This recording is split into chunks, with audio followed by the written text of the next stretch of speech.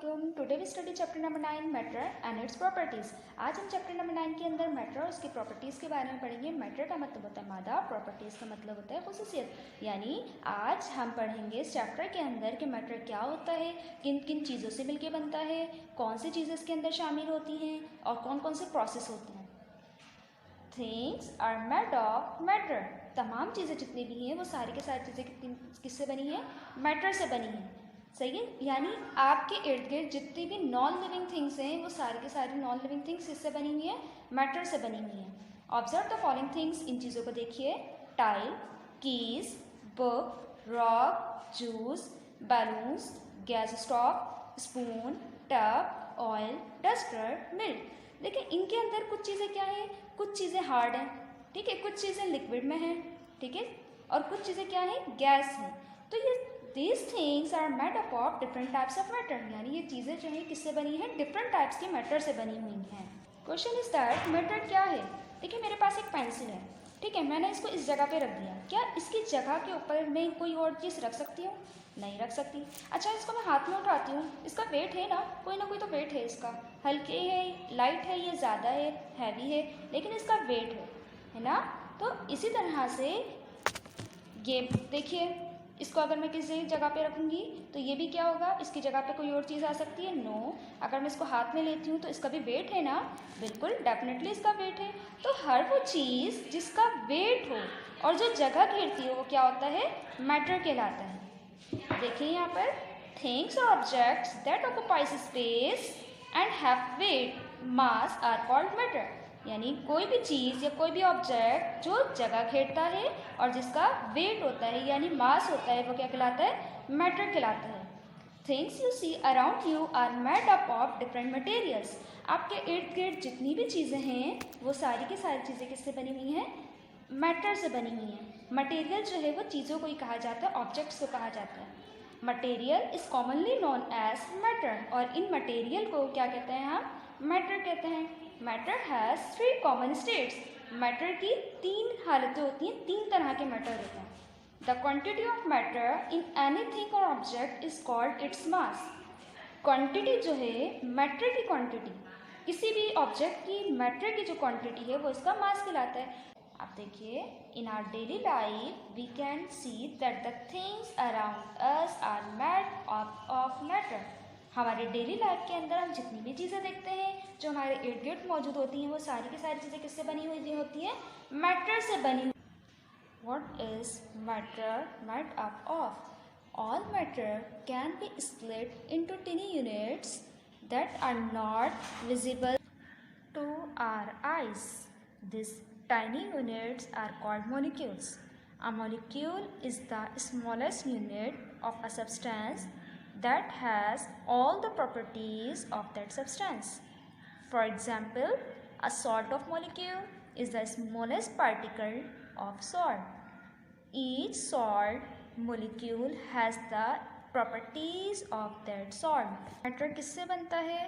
Matter को अगर आप तोड़ दें छोटे छोटे पीसेस के अंदर, अगर आप इसको तोड़ दें तो क्या होगा? हम उसको नहीं देख सकते। ये यूनिट्स जो हैं उन्हें क्या कहते हैं हम? मॉलिक्यूल्स कहते हैं। मॉलिक्यूल्स क्या है? बहुत छोटा सा स्मॉलेस्ट पार्टिकल होता है, ठीक है, किसी भी सब्सटेंस का, ठीक है, और उसके अंदर तमाम प्रॉपर्टीज़ शामिल होती हैं। जैसे एक नमक का दाना ले लें, अगर आप मॉलिक्यूल ले लें नमक का, तो कितना छोटा सा होता है, तो वो सॉल्ट का क्या है? स्मॉलेस्ट पार्टिकल है, ठीक है। तो जितने भी सॉल्ट के मॉलिक्यूल्स अगर आप लेकर आएंगे, यानी सॉल्ट के जितने भी मॉलिक्यूल रखेंगे आप यहाँ पर, सबकी प्रॉपर्टीज़ जो हैं, खासियत जो हैं, क्या होंगी? एक जैसी होंगी। A molecule can be further broken down into still smaller units called atoms. अगर आप इन्हीं मॉलिक्यूल को मज़ीद तोड़ेंगे तो वो छोटे छोटे पीसेस में क्या हो जाएंगे? मज़ीद टूट जाएंगे, और उन छोटे स्मॉलर यूनिट्स को क्या कहते हैं हम? एटम्स कहते हैं। Atoms are the building blocks of matter. Atoms जो हैं वो क्या होते हैं? बिल्डिंग ब्लॉक्स होते हैं, यानी किसी भी मैटर को बनाने के लिए इस्तेमाल किया जाता है या इस्तेमाल होते हैं। All kinds of matter in the world is made up of about 118 kinds of atom. आपको पता है कि हमारी दुनिया के अंदर अभी तक कितने किस्म के एटम बन चुके हैं? 118 किस्म के एटम बन चुके हैं। Atoms of the same kind form element. जो एक जैसे एटम वो क्या बनाते हैं, एलिमेंट बनाते हैं। Atoms of different kinds combine and form compounds. अगर हम डिफरेंट एटम्स को जो है कंबाइन करेंगे तो वो क्या फॉर्म करेंगे, कंपाउंड्स फॉर्म करेंगे। आइए सपोज करते हैं कि मेरे पास सारे के सारे एटम्स हैं, हम इससे बिल्डिंग बनाते हैं, ठीक है। देखें, हमने पहले एक एटम रखा, फिर दूसरा एटम रखा, उसके बाद हमने इसको ऐसे ज्वाइन किया, एक और 2 एटम्स और हमने अरेंज किए इसमें, फिर हमने इसको ऐसे रखा। वाओ, ये तो हमारे पास एक बिल्डिंग तैयार हो गई है, एक बिल्डिंग बन गई है। देखिए इसको, this is like a building, ये एक बिल्डिंग की तरह है। आपको पता है जब हम ये तमाम एटम मिलकर इन्होंने क्या बना लिया, एक मैटर तैयार कर लिया। अब देखिए, जो हमने पहला ब्लॉक रखा था, यानी हमने जो ये पहला एटम रखा था, फिर दूसरा रखा था, ये जो ब्लॉक्स हैं हमारी बिल्डिंग बनाने के लिए, इनको कहते हैं हम एटम्स, ठीक है। यानी जो छोटे छोटे एटम्स होते हैं, इनसे मिलके हमारा क्या बनती है, पूरी जो बिल्डिंग बनती है, किसकी बिल्डिंग बनती है, मैटर की बिल्डिंग बनती है। अच्छा देखें, हमने इन दोनों एटम को ज्वाइन करने के लिए क्या यूज़ किया था, हमने एक इस तरह से ऐसा हमने ये ज्वाइन किया था, है ना।